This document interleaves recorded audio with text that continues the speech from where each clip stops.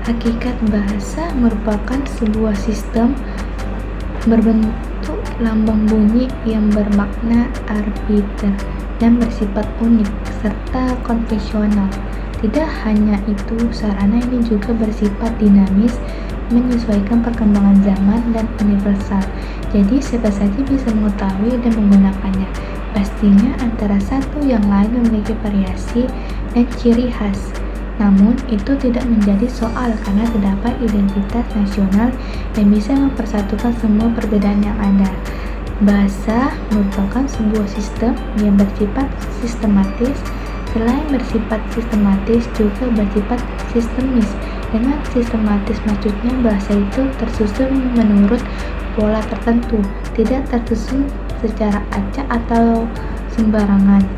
Sistemis artinya sistem bahasa itu bukan merupakan sesuatu sistem tunggal, melainkan terdiri dari sebuah subsistem, yakni subsistem fonologi, subsistem morfologi, subsistem sintaksis, dan subsistem leksikon. B. Epistemologi. Epistemologi merupakan asumsi tentang dasar pengetahuan tentang bagaimana memulai memahami dunia dan mengkomunikasikan pengetahuan sebagai rekanan manusia atau makhluk hidup. Secara singkatnya, epistemologi adalah sifat pengetahuan atas fenomena yang terjadi. Epistemologi membawakan ide, contoh bagaimana bentuk pengetahuan dapat diperoleh dan bagaimana pengetahuan dapat dianggap true dan dianggap false, sehingga dipandang dikotomi benar atau salah.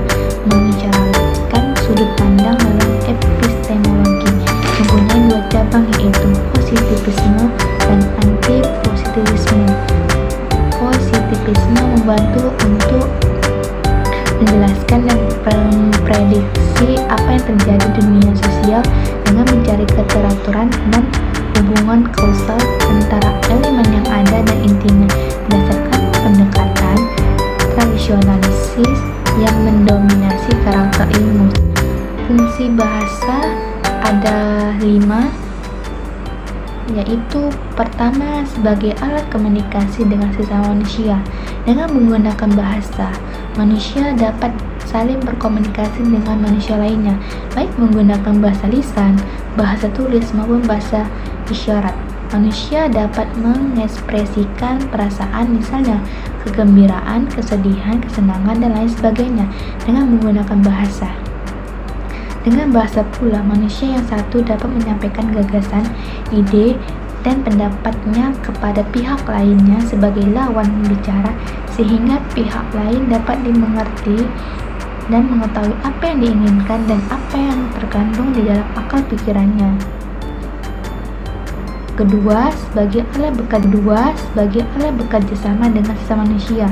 Dengan menggunakan bahasa, manusia dapat menjalin kerjasama dengan manusia lainnya, sehingga manusia tidak merasa sendiri di dalam mengerjakan segala sesuatu.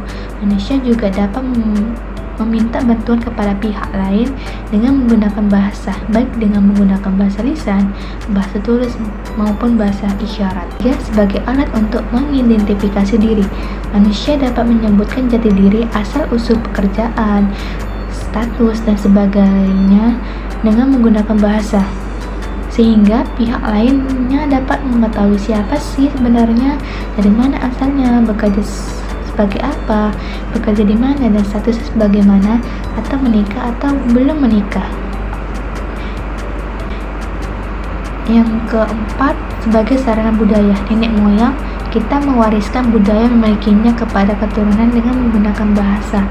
Misalnya, naskah kuno yang ditulis oleh nenek moyang sampai saat ini masih dapat kita baca dan dinikmati karena ada media bahasa. Hubungan antara filsafat dengan bahasa juga terlihat dari fungsi bahasa sebagai alat yang digunakan manusia untuk berkomunikasi, termasuk di dalamnya adalah para filsuf.